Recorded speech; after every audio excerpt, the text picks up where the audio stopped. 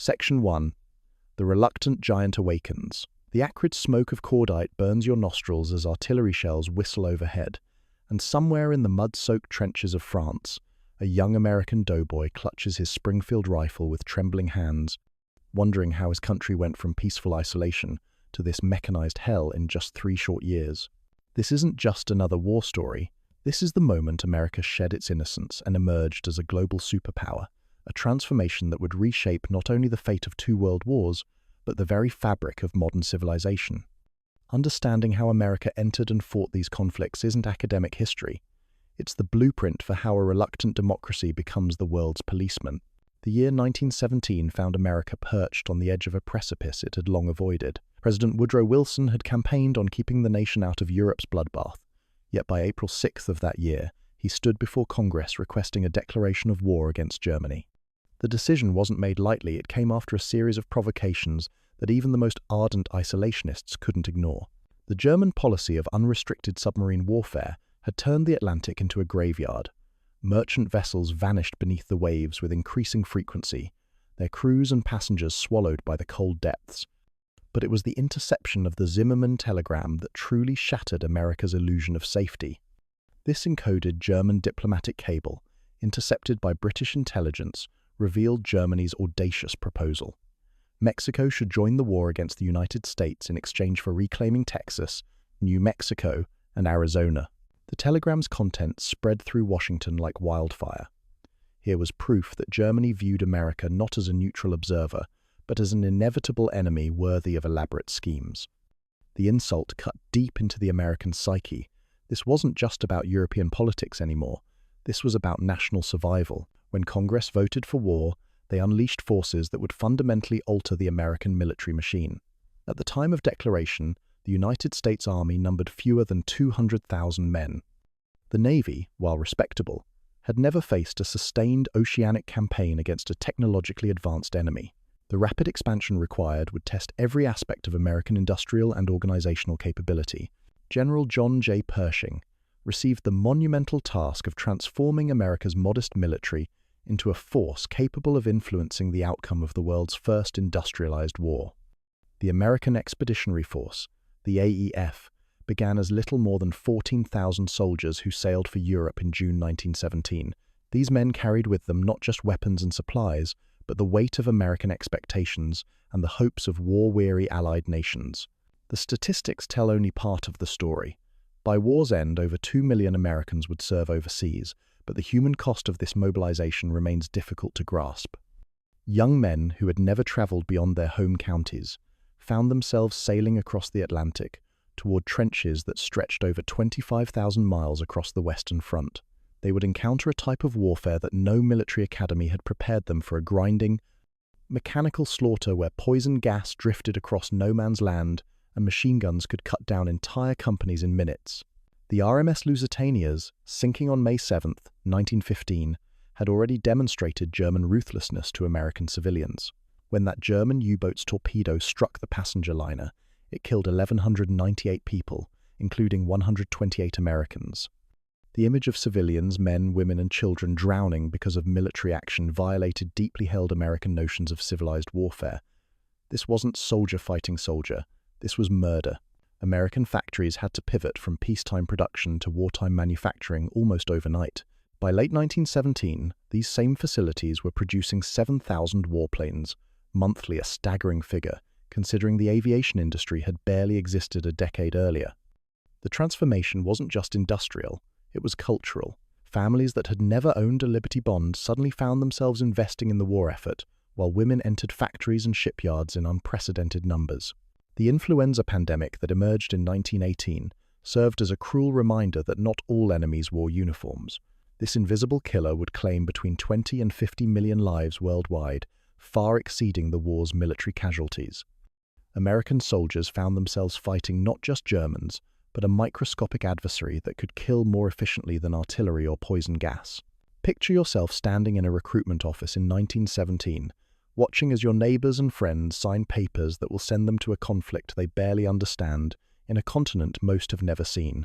If you're watching this late at night in Boston or catching this during your morning commute in Los Angeles, take a moment to hit that like button. It helps us bring these forgotten stories to light and subscribe for more deep dives into the moments that shaped our world. Yet even as America committed to the European War, few could have predicted that this conflict would prove to be merely the first act in a global drama that would define the 20th century, and that an even more devastating war was already taking shape in the minds of men who would soon reshape the world map with blood and steel. Section 2. Baptism by Fire.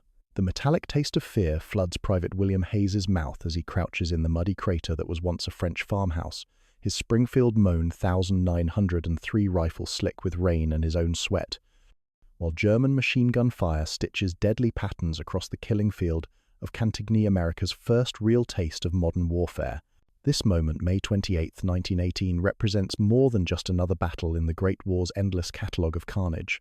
It marks the precise instant when American military doctrine, forged in frontier skirmishes and colonial campaigns, collided with the industrial murder machine that Europe had perfected over 4 years of mechanized slaughter.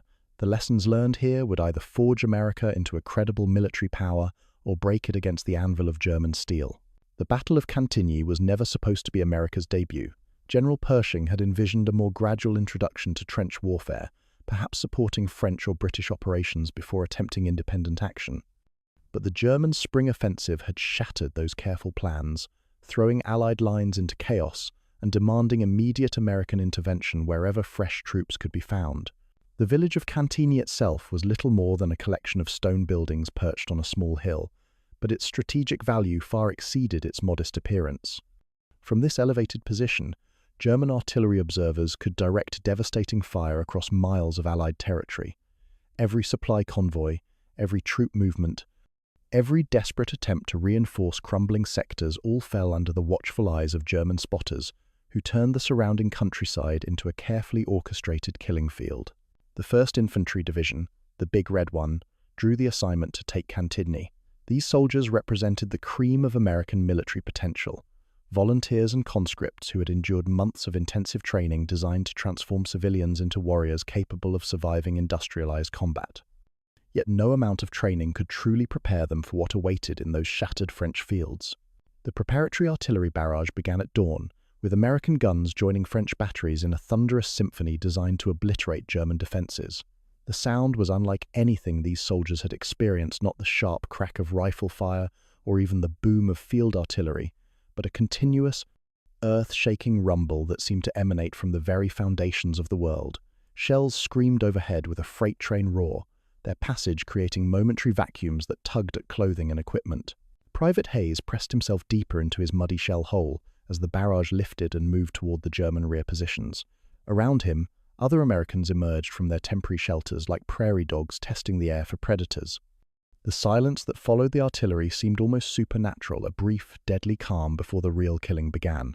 The attack commenced with textbook precision that quickly dissolved into bloody chaos. American soldiers advanced in formation across ground that had been churned into a moonscape of overlapping craters and tangled wire obstacles. The Germans, far from being destroyed by the artillery preparation, emerged from deep bunkers and began systematically destroying the advancing infantry with interlocking fields of machine gun fire. The MG-8 Maxim guns that anchored German defensive positions could fire 500 rounds per minute with mechanical precision. Each gun crew had spent months preparing their sectors, measuring distances, pre-registering targets, and creating overlapping zones of fire that turned the open ground into a death trap. When American soldiers attempted to advance, they walked directly into these carefully prepared killing fields. What the doughboys discovered at Cantigny was that modern warfare had fundamentally changed the relationship between courage and survival. Individual heroism, the quality that had won the American West and defeated Spanish forces in Cuba, meant little when facing industrialized weapons systems designed to kill efficiently and impersonally. A machine gunner, hidden in a concrete bunker, could destroy entire platoons without ever seeing his victims as human beings.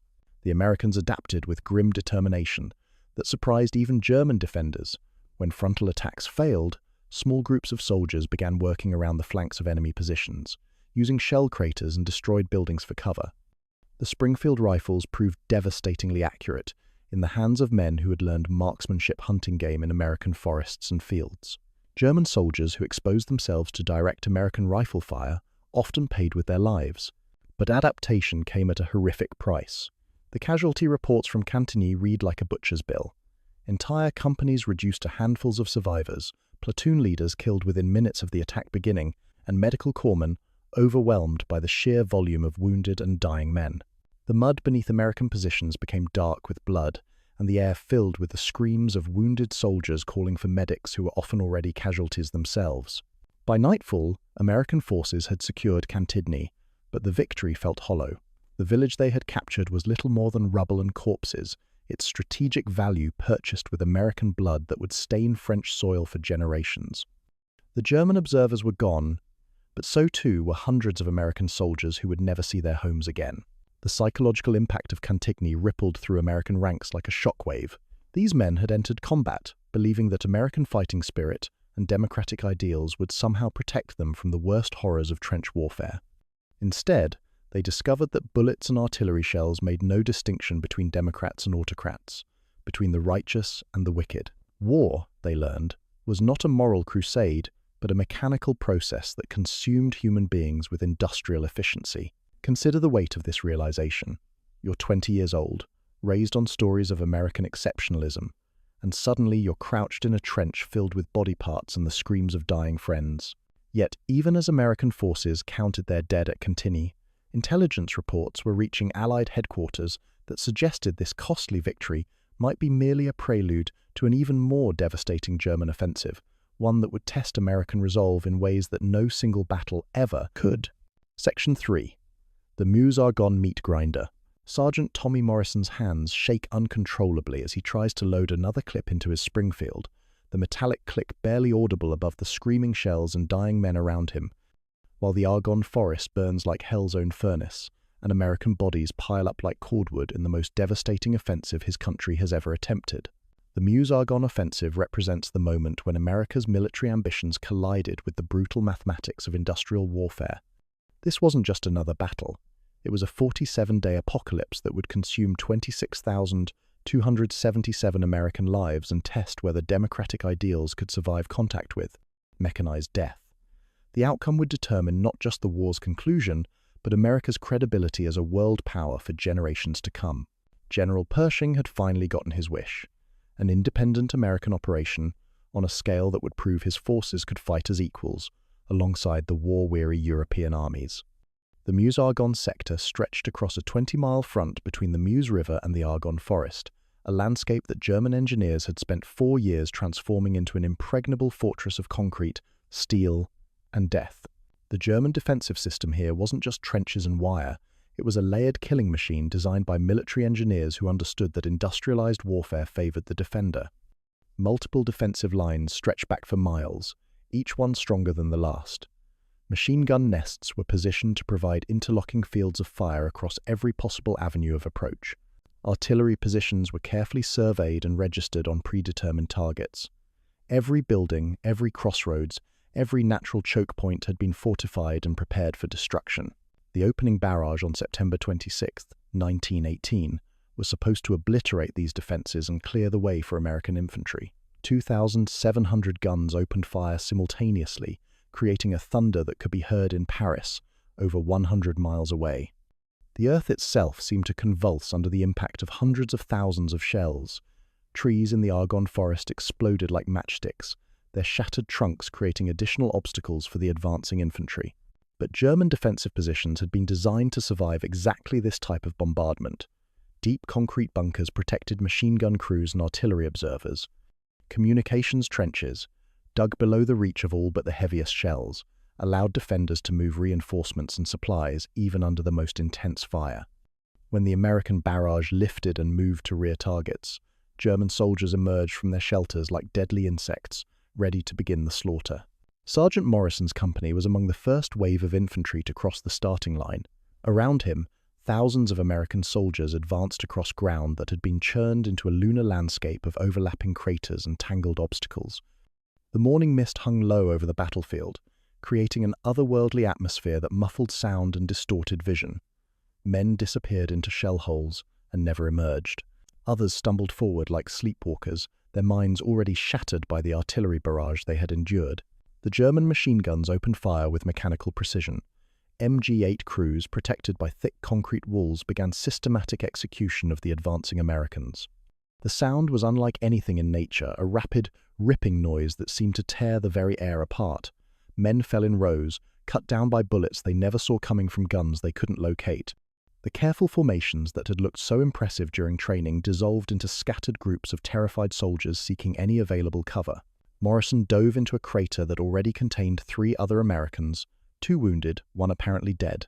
The smell was overwhelming. Cordite, blood, human waste, and the sweet, sick odor of decomposing flesh. Rats, grown fat on the endless supply of corpses, scurried through the mud between the wounded and dying. The sound of crying, grown men sobbing for their mothers, mixed with the mechanical chatter of machine guns and the whistle of incoming artillery. The Argonne forest itself became a character in this drama of destruction. What had once been a pristine woodland was now a nightmare landscape of shattered trees, poisoned gas pockets, and hidden dangers. German defenders had prepared the forest like a vast trap, with machine gun nests concealed behind fallen logs and artillery observers hidden in the twisted remains of ancient oaks. Every path had been ranged by mortars, every clearing swept by rifle fire. American soldiers advancing through the forest found themselves fighting an enemy they could rarely see. Snipers picked off officers and non-commissioned officers with methodical efficiency. Machine gun crews allowed entire squads to pass their positions before opening fire from behind, trapping Americans in carefully prepared kill zones. The dense vegetation that should have provided concealment instead became a maze of death where men wandered in circles, lost and terrified, until enemy fire found them. The casualty evacuation system, designed for orderly withdrawal of wounded men, collapsed under the sheer volume of human wreckage. Medical corpsmen, easily identified by their Red Cross armbands, became prime targets for German snipers, who understood that killing medics created psychological terror among attacking infantry. Wounded men lay in shell holes for days, calling weakly for help that never came, until infection, blood loss, or enemy fire finally silenced them.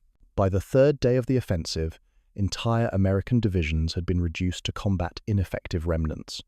Companies that had started the attack with 200 men were down to 30 or 40 survivors.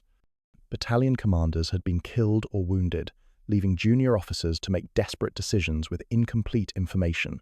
The careful battle plans developed by staff officers became meaningless paper as units became lost, communications failed, and the fog of war descended like a suffocating blanket. The psychological toll was as devastating as the physical casualties.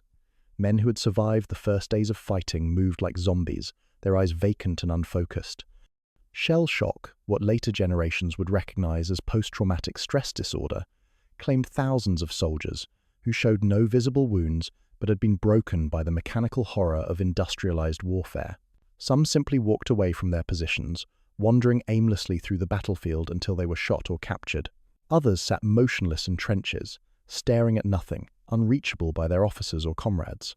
Yet somehow, impossibly, the Americans continued to advance. Individual acts of courage, soldiers charging machine gun nests with grenades, officers leading desperate attacks against impossible odds, medics crawling through enemy fire to reach wounded comrades gradually accumulated into tactical progress. The German defenders, themselves exhausted after 4 years of continuous warfare, began to give ground slowly and grudgingly. Imagine yourself in Morrison's crater, listening to the screams of wounded friends while enemy bullets chip away at the crater's edge, knowing that staying means slow death, but advancing means certain death. The breakthrough, when it finally came, arrived not through brilliant strategy or technological superiority, but through the simple mathematical fact that America could replace its losses while Germany could not, a grim calculus that would define American military doctrine for the remainder of the 20th century. Section 4. Armistice and the Bitter Peace. The church bells of a small French village ring out at precisely 11 o'clock on November 11, 1918, their bronze voices mixing with the ghostly silence that falls across the Western Front as 26 million dead finally receive their promised rest. But in Washington, President Wilson already knows that this peace will plant the seeds of an even more terrible war. The armistice wasn't just the end of fighting, it was the moment when America discovered that winning a war and securing a lasting peace were entirely different challenges. The document signed in Marshal Foch's railway car in the Compiègne forest would reshape the global order, but it also contained the fatal flaws that would drag the world back into conflict within a generation. Understanding why America rejected its own president's vision for peace explains everything about how the nation would approach the next World War. Wilson arrived at the Paris Peace Conference as something approaching a messiah figure to war-weary Europeans. His 14 points, delivered to Congress in January 1918, had offered a blueprint for a new world order based on democratic principles and international cooperation. The speech promised self-determination for oppressed peoples, freedom of the seas, and most ambitiously, a League of Nations that would make future wars impossible through collective security and diplomatic resolution. European crowds lined the streets of Paris, London, and Rome when Wilson arrived for the peace negotiations. Here was the man who had led the industrial giant that tipped the balance of the war. Here was the leader of the only major nation that had emerged from the conflict stronger rather than weaker. Most importantly, here was someone offering an alternative to the cycle of revenge and counter-revenge that had plagued European politics for centuries. But Wilson's idealistic vision crashed against the hard realities of European power politics, like waves against granite cliffs. France wanted Germany crushed permanently, its industrial capacity destroyed, its population impoverished, its military eliminated as a threat for generations. Britain sought to preserve its naval supremacy and colonial empire, while preventing any single continental power from dominating Europe. Italy demanded territorial acquisitions that would violate Wilson's principle of self-determination. The Treaty of Versailles that emerged from these negotiations bore little resemblance to Wilson's original vision. Instead of a peace without victory, it became a victor's peace that humiliated Germany while creating new sources of instability across Europe and the Middle East. The famous Article 231, the War Guilt Clause, forced Germany to accept complete responsibility for the war and agree to pay massive reparations that would cripple its economy for decades. Wilson compromised on nearly every principle he had articulated, accepting the harsh territorial and economic provisions in exchange for European agreement to create the League of Nations. He believed that once established, the League could correct the treaty's injustices and prevent future conflicts through peaceful negotiation. The organization would represent humanity's evolution beyond the primitive nationalism that had produced the Great War's carnage. Yet even as Wilson celebrated this diplomatic victory in Paris, political opposition was building in Washington. Republican senators, led by Henry Cabot Lodge, viewed the League of Nations not as a guarantor of peace but as a threat to American sovereignty. They feared that Article X of the League Covenant, which required member nations to preserve the territorial integrity of all other members, would drag America into every future European conflict. The Senate debates over the Treaty of Versailles revealed fundamental disagreements about America's role in the world. Wilson argued that American security required active engagement in international affairs, that isolationism was no longer possible in an interconnected world where European wars inevitably became global conflicts. His opponents countered that America's strength came from its geographic separation from Old World quarrels, and that entangling alliances would corrupt the nation's democratic character. Lodge and his supporters weren't necessarily wrong.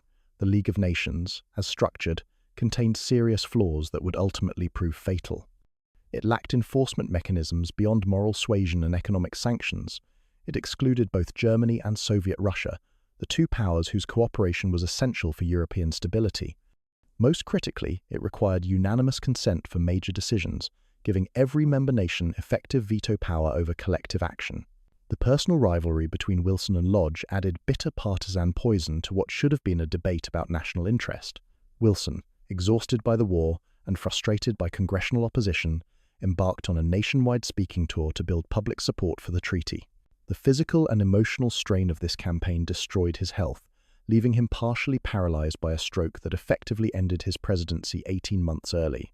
On March 22, 1919, the Senate voted to reject the Treaty of Versailles by a margin of 7 votes.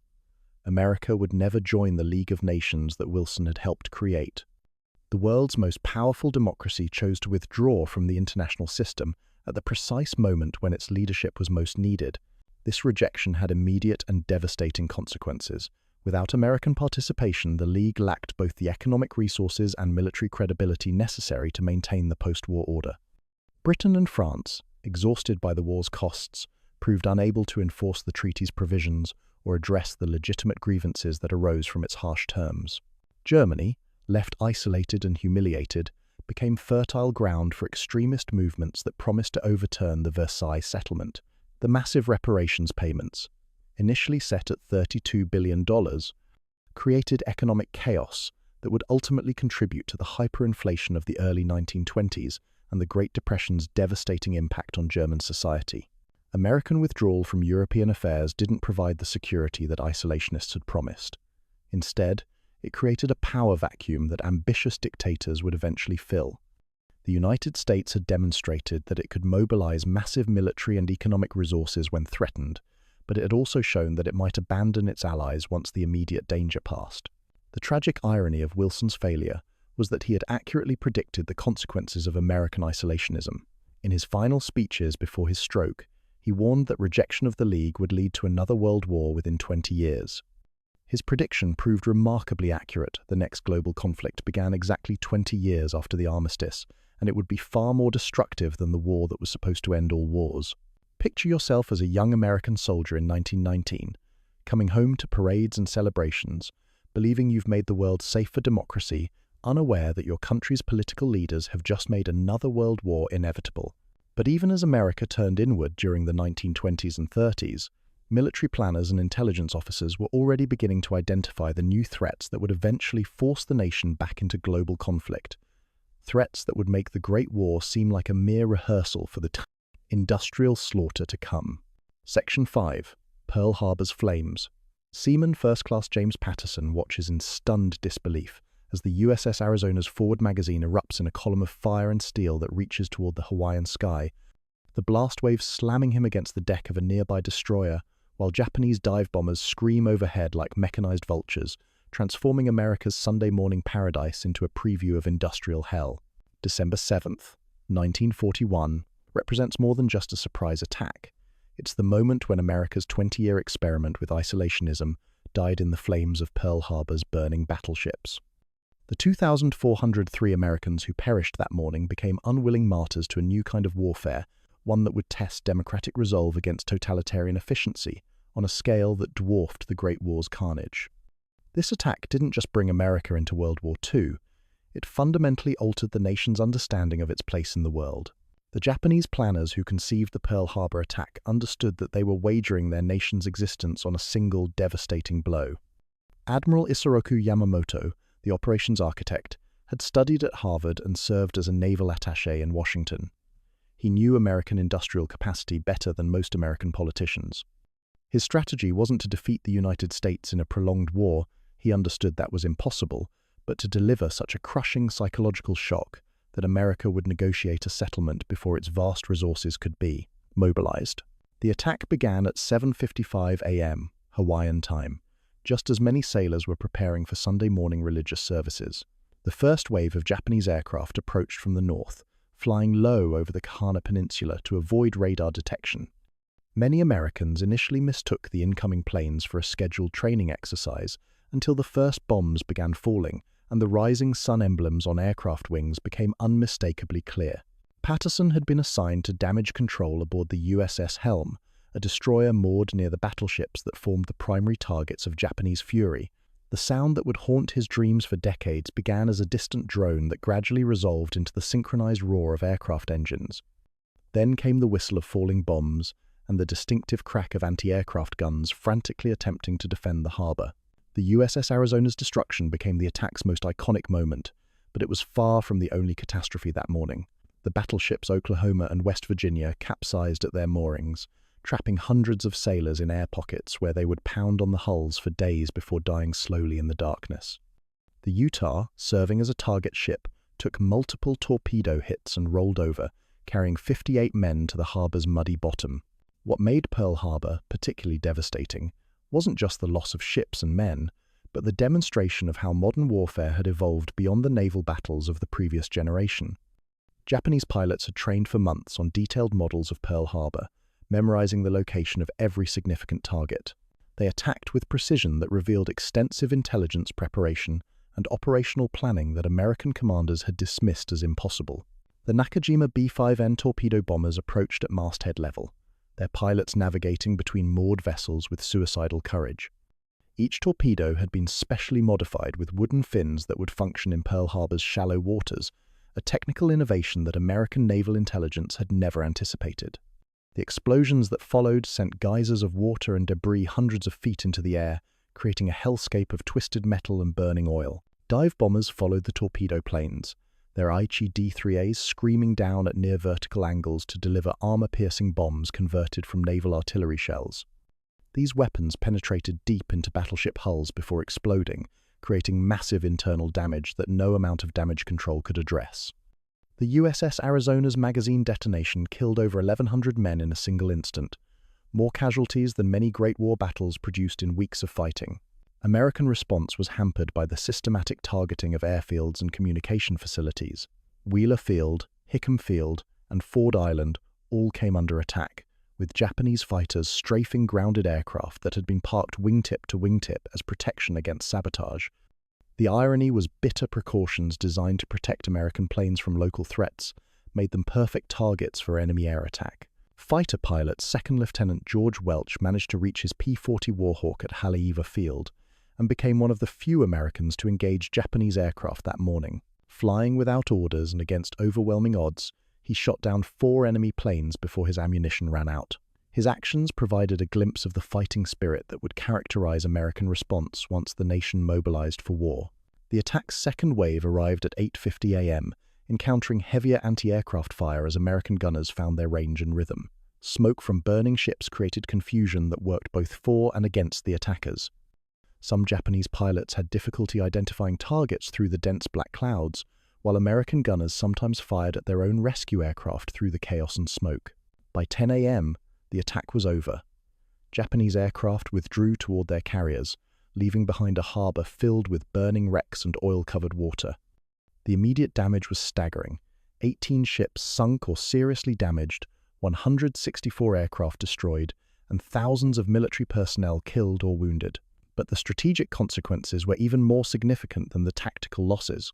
President Franklin Roosevelt's address to Congress the following day transformed the Pearl Harbor attack into a defining moment of American identity. His phrase, "a date which will live in infamy," captured the national mood of outrage and determination. The isolationist movement, which had commanded significant popular support just 24 hours earlier, collapsed overnight. America's entry into World War II was no longer a matter of political debate but of national survival. Yet even as Roosevelt spoke of infamy and Congress voted for war, intelligence analysts were beginning to understand that Pearl Harbor represented more than just a surprise attack. It was a demonstration of new military capabilities that would reshape global warfare. Carrier-based aviation, coordinated multi-service operations, and the strategic value of preemptive strikes against enemy infrastructure. Imagine yourself standing on that Hawaiian beach, watching your nation's most powerful warships burn while enemy aircraft disappear over the horizon, knowing that the comfortable isolation of the past 20 years has just ended forever.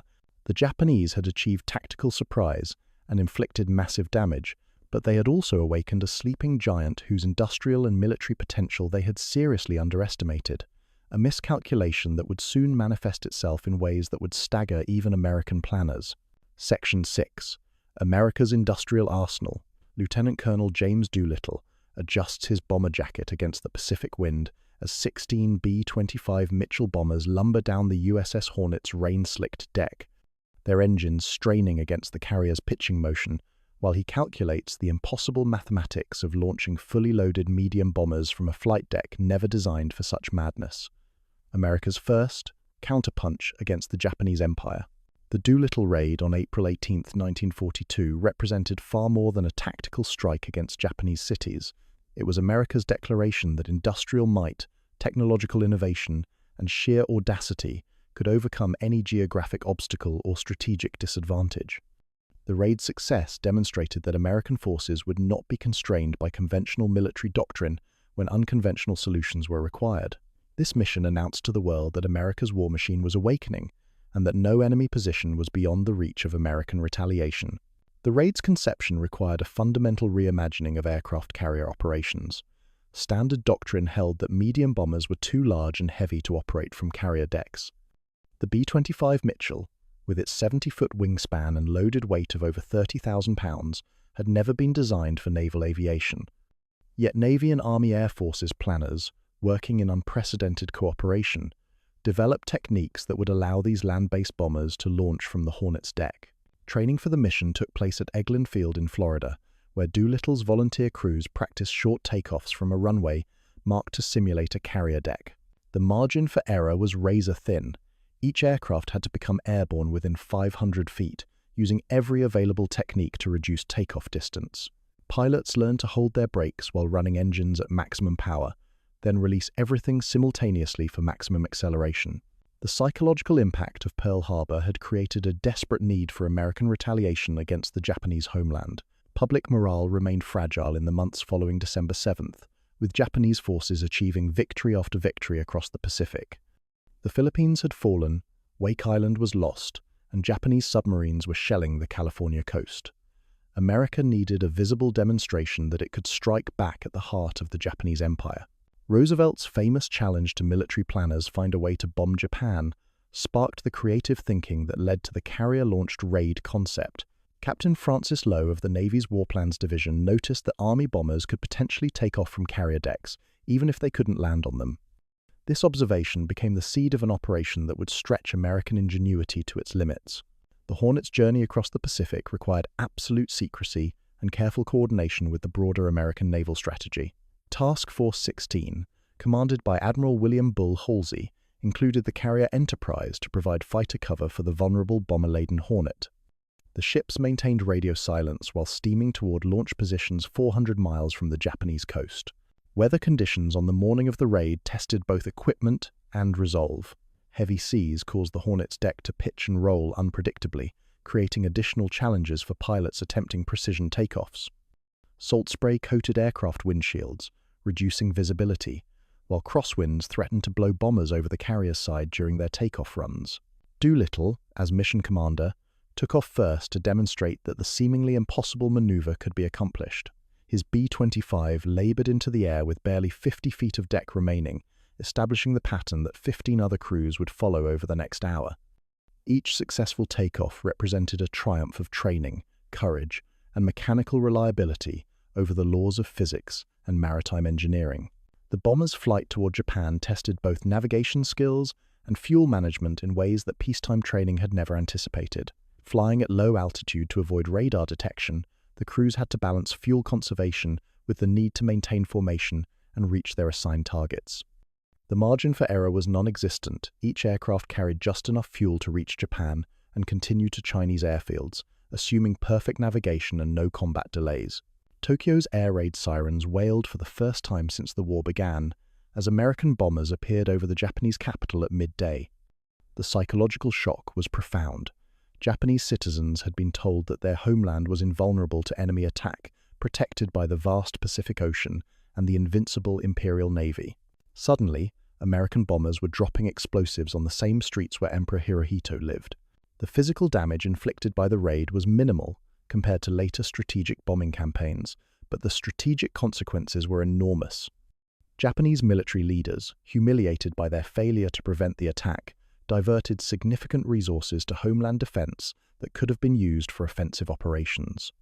More critically, the raid convinced Admiral Yamamoto to accelerate plans for the Battle of Midway, believing that only the destruction of American carrier forces could prevent future raids. For American forces, the Doolittle raid provided the first good news since Pearl Harbor and demonstrated that innovative thinking could overcome seemingly insurmountable tactical challenges. The mission proved that American industrial capacity could produce weapon systems that exceeded original design specifications when operational requirements demanded such performance. The fate of the individual bomber crews illustrated both the raid's success and its costs. Most aircraft crash-landed in China after running out of fuel, with crews scattered across Japanese-occupied territory. Some aviators were captured and executed as war criminals, while others were sheltered by Chinese civilians who paid with their lives when Japanese forces retaliated against anyone who had aided the American flyers. Doolittle himself, convinced that the mission's mixed results would end his military career, was instead promoted and awarded the Medal of Honor. His raid had accomplished something more valuable than tactical damage. It had demonstrated American resolve and capability to both allies and enemies.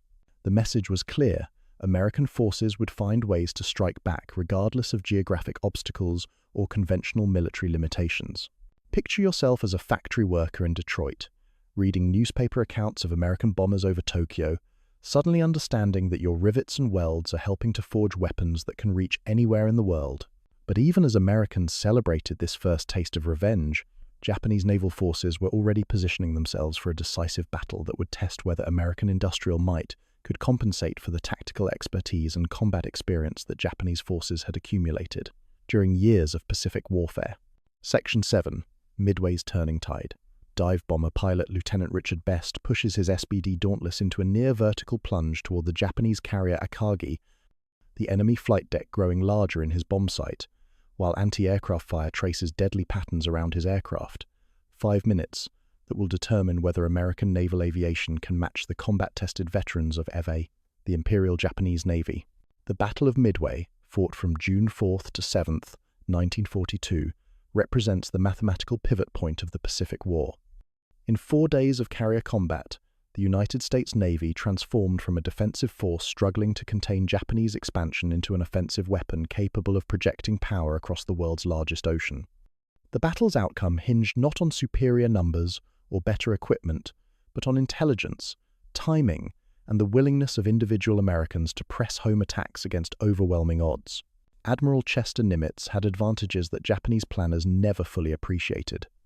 American cryptographers, working in basement offices in Hawaii, had broken significant portions of the Japanese naval code. Intelligence officers could read enemy radio traffic with enough accuracy to predict not just Japanese intentions, but specific ship movements and operational timing. This intelligence coup gave American forces the precious gift of strategic warning in a war where surprise had previously belonged entirely to the enemy. Japanese Admiral Chuichi Nagumo commanded the most experienced carrier force in the world. His pilots had honed their skills in combat operations across the Pacific, from Pearl Harbor to the Indian Ocean. The 4 carriers under his command, Akagi, Kaga, Soryu, and Hiryu, represented the concentrated striking power that had made Japan the dominant naval force in the Pacific. Their aircraft had sunk more enemy warships in 6 months than most navies destroyed in entire wars. The American fleet that sailed to intercept this force was numerically inferior and tactically inexperienced. Admiral Raymond Spruance commanded Task Force 16 with the carriers Enterprise and Hornet, while Rear Admiral Frank Fletcher led Task Force 17 built around the hastily repaired Yorktown. Many American pilots had never seen combat, and their aircraft were generally inferior to Japanese equivalents in speed, maneuverability, and range. What American forces lacked in experience, they compensated for with industrial capacity and tactical innovation. The SBD Dauntless dive bomber, while slower than its Japanese counterpart, was ruggedly constructed and carried a devastating 1,000-pound bomb that could penetrate carrier flight decks. American damage control techniques, learned from studying Pearl Harbor's lessons, proved superior to Japanese methods when ships sustained battle damage. The battle's opening phases followed Japanese expectations. Nagumo's aircraft struck Midway Island at dawn on June 4th, inflicting significant damage on American installations while suffering minimal losses. American torpedo bomber attacks against the Japanese fleet were slaughtered by Zero fighters and anti-aircraft fire. Of 41 Devastator torpedo bombers that attacked the Japanese carriers, only 6 returned to their ships. Lieutenant Commander John Waldron led Torpedo Squadron 8 from the Hornet in a suicidal attack against the Japanese carrier formation. His 15 aircraft approached at low altitude, flying directly into concentrated defensive fire from 4 carriers and their escorting cruisers and destroyers. Japanese Zero fighters dove on the slow, vulnerable torpedo bombers like hawks on field mice. One by one, the Devastators fell into the Pacific until only Waldron's plane remained airborne. His final radio transmission, "Watch those fighters," was cut short by cannon fire. The sacrifice of American torpedo squadrons created the tactical opening that dive bomber pilots exploited with devastating effect. Japanese fighters, drawn down to low altitude by the torpedo attacks, were out of position when American SBDs began their attacking dives from 18,000 feet. The carriers' flight decks, crowded with aircraft being refueled and rearmed for a second strike against Midway, became perfect targets for precision bombing. Lieutenant Best's attack on the Akagi exemplified the individual skill and courage that characterized American naval aviation at its finest. Diving through intense anti-aircraft fire, he placed his 1,000-pound bomb precisely where it would do maximum damage among the parked aircraft and exposed fuel lines that turned the carrier's flight deck into an inferno. Similar attacks by other dive bomber squadrons left 3 Japanese carriers burning and sinking within minutes of each other. The destruction was so rapid and complete that Japanese damage control parties had no opportunity to contain the fires. Aviation fuel, ignited by American bombs, fed flames that reached temperatures capable of melting steel. Secondary explosions from armed aircraft and torpedo warheads turned the carriers into blazing funeral pyres for thousands of Japanese sailors and aviators. Admiral Nagumo, his flagship Akagi burning beneath his feet, transferred his command to a cruiser and watched 4 years of careful training and combat experience disappear into the Pacific depths. The pilots who had attacked Pearl Harbor, conquered the Dutch East Indies, and dominated the Indian Ocean were gone. Japan's naval aviation would never recover from these losses. The Hiryu, last surviving Japanese carrier, launched a desperate counterattack that found and severely damaged the Yorktown. American damage control teams, applying lessons learned from previous battles, managed to restore the carrier to operational status within hours. When Japanese submarines finally sank the Yorktown, American forces had already achieved their strategic objectives and were withdrawing toward Pearl Harbor. The Battle of Midway's consequences extended far beyond the immediate tactical results. Japan had lost not just 4 carriers, but the trained aircrews necessary to operate them effectively. American industrial capacity could replace ships and aircraft within months, but Japan's pilot training program required years to produce aviators capable of carrier operations. The mathematical balance of Pacific naval power had shifted permanently in America's favor. For American forces, Midway provided proof that superior intelligence, innovative tactics, and individual courage could overcome numerical and technological disadvantages. The battle demonstrated that American industrial democracy could compete successfully with totalitarian military efficiency when properly led and adequately informed. Picture yourself in Best's cockpit, watching Japanese anti-aircraft fire bloom around your aircraft while you hold your dive steady, knowing that your bomb might be the one that changes the course of the war. Yet even as American naval forces celebrated their victory in the Central Pacific, intelligence reports were reaching Washington that indicated the European war was approaching its own critical phase 1, that would test American resolve and capability on an entirely different scale of industrial warfare. Section 8. The Final Reckoning. Colonel Paul Tibbets banks the B-29 superfortress Enola Gay away from Hiroshima as a new sun rises behind him, the atomic fireball climbing toward the stratosphere, while he tries to comprehend that the weapon in his bomb bay has just changed the fundamental nature of warfare and condemned his own species to live forever in the shadow of Blotep's. Annihilation. August 6th and 9th, 1945, represent humanity's crossing of a threshold from which there could be no return. The atomic bombings of Hiroshima and Nagasaki were not simply the final acts of World War II, but the opening scenes of a new age, where the survival of civilization itself would depend on the restraint of those who controlled weapons of ultimate destruction. President Truman's decision to authorize these attacks emerged from the brutal mathematics of invasion casualties and the desperate desire to end a war that had already consumed over 60 million lives worldwide. The Manhattan Project represented American industrial and scientific capability at its most concentrated and secretive. Over 130,000 workers, operating at sites across the United States, had labored for 3 years to transform Einstein's theoretical physics into deliverable weapons. The project consumed over $2 billion, roughly $28 billion in today's currency, and required the construction of entire cities dedicated to uranium enrichment and plutonium production. General Leslie Groves, the project's military director, had coordinated an effort that dwarfed the complexity of any previous weapons program. Scientists at Los Alamos, led by Robert Oppenheimer, solved theoretical problems that had never been attempted. Engineers at Oak Ridge and Hanford built industrial facilities that processed fissionable materials with precision measured in atomic particles. The technical challenges involved creating weapons that would function reliably despite containing forces normally found only in stellar cores. The strategic context for Truman's decision involved casualty projections that staggered even hardened military planners. Operation Downfall, the planned invasion of Japan's home islands, was expected to cost over 1 million American casualties and perhaps 10 million Japanese deaths. Japanese defensive preparations included 28 million civilians, organized into resistance units, armed with bamboo spears, agricultural tools, and improvised explosives. The fanatical resistance encountered at Iwo Jima and Okinawa suggested that invasion of the homeland would produce carnage beyond anything yet experienced in the Pacific War. The Enola Gay's crew had trained for months without knowing the true nature of their mission. They practiced precision bombing runs against targets that seemed mysteriously important to unnamed officials. Only hours before takeoff did Tibbets learn that his aircraft carried a single bomb with the destructive power of 20,000 tons of conventional explosives, more firepower than entire bomber squadrons had delivered in previous raids. The flight to Hiroshima proceeded with mechanical precision that belied the magnitude of its purpose. Weather reconnaissance aircraft had already confirmed clear skies over the primary target.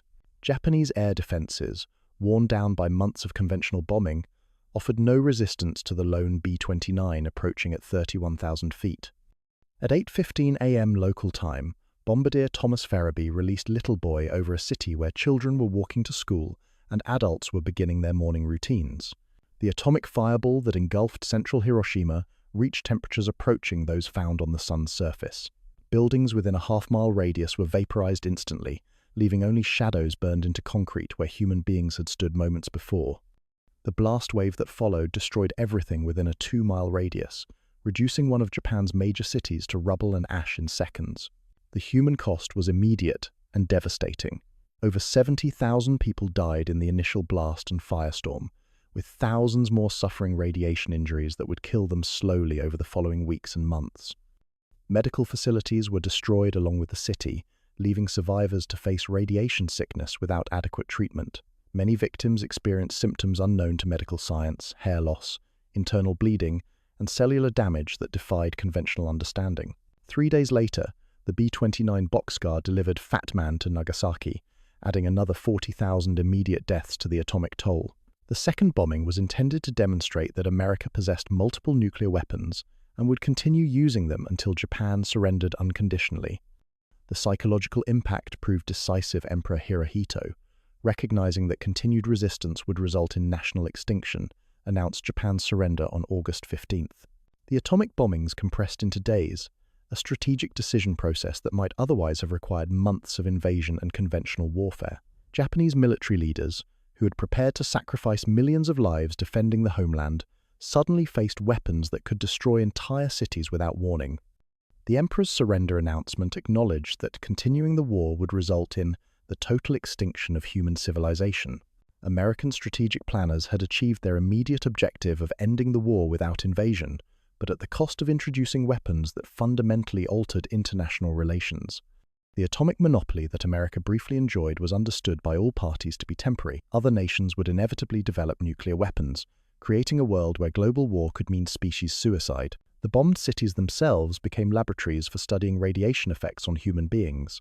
American medical teams, working with Japanese physicians, documented injuries and illnesses that had never been observed in medical history. The data collected from atomic bomb survivors would inform nuclear weapons policy for decades, providing grim evidence of what these weapons could do to civilian populations. For American servicemen preparing for the invasion of Japan, the atomic bombings represented salvation from almost certain death, or maiming in amphibious assaults against prepared defensive positions. The 16 million Americans who had served in World War II could finally return home, knowing that their war was truly over. The relief was profound and immediate. No more battles, no more casualties, no more fear of dying in foreign lands. Yet the celebration was tempered by recognition that the world had fundamentally changed. Nuclear weapons meant that future wars between major powers could destroy civilization itself. American leaders faced the unprecedented responsibility of managing weapons that could end human history through miscalculation or accident. Picture yourself as Tibbets, looking back at the mushroom cloud rising over Hiroshima, understanding that you've just participated in the most consequential military action in human history, knowing that the world will never be the same. The two world wars had transformed America from a reluctant regional power into the global hegemon whose decisions would shape international affairs for the remainder of the 20th century. But the atomic age would test whether democratic institutions could manage the ultimate power of life and death over the human species.